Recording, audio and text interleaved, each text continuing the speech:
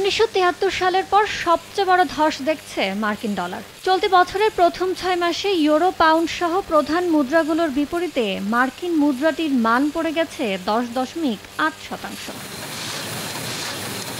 ডলারের এই পতনের নেপথ্যে রয়েছে প্রেসিডেন্ট ডোনাল্ড ট্রাম্পের বিশ্ব ব্যবস্থা পুনর্গঠনের প্রচেষ্টা, বিশেষ করে আগ্রাসী শুল্ক নীতি ও আত্মকেন্দ্রিক পররাষ্ট্রনীতি। এমন বিশ্লেষণই তুলে ধরেছে আন্তর্জাতিক গণমাধ্যম। ট্রাম্পের শুল্কনীতি, মূল্যস্ফীতির আশঙ্কা ও সরকারি ঋণের বাড়বাড়ন্ত সব মিলিয়ে ডলারের ওপর চাপ সৃষ্টি হচ্ছে। পাশাপাশি প্রভাব ফেলেছে আন্তর্জাতিক আর্থিক ব্যবস্থায় যুক্তরাষ্ট্রের নেতৃত্বস্থানীয় ভূমিকায় বিনিয়োগকারীদের ক্রমেই আস্থা কমে আসা।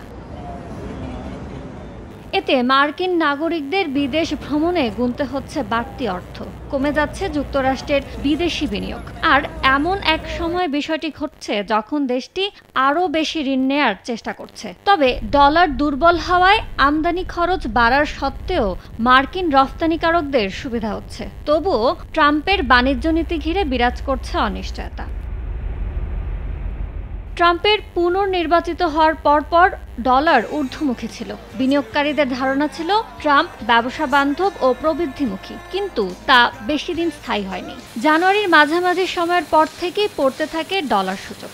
নতুন প্রশাসন ব্যবসা বান্ধব হবে সেই আশা দূর হয়ে শুরু হয় উচ্চ মূল্যস্ফীতির আতঙ্ক, উচ্চ সুদ হারের দীর্ঘস্থায়ী প্রভাব আর অর্থনীতি ও শেয়ার বাজারের তালিকাভুক্ত কোম্পানিগুলোর ওপর নেতিবাচক প্রভাবের শঙ্কা।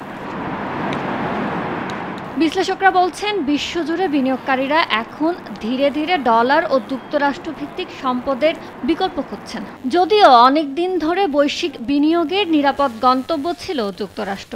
বছরের শুরুতে অবশ্য ডলারের মান ভালোই ছিল, যে কারণে চলতি বছরের শুরুটা যতটা খারাপ হোক, ঐতিহাসিক দিক থেকে ডলার এখনও অতটা দুর্বল নয়। বিশ্লেষকরা মনে করেন, মার্কিন অর্থনীতি তার ব্যতিক্রম ধর্মিতা হারাচ্ছে। তাছাড়া ফেডারেল রিজার্ভের চেয়ারম্যানের সঙ্গে ট্রাম্প যে আচরণ করছেন তাতে পরিস্থিতি অবনতি ঘটছে বলে মনে করছেন বিনিয়োগকারীরা।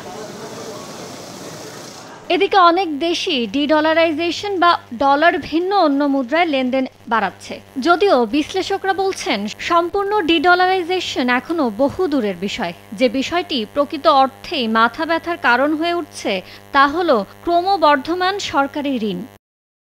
ইয়ানুর শিফাত, সময় সংবাদ।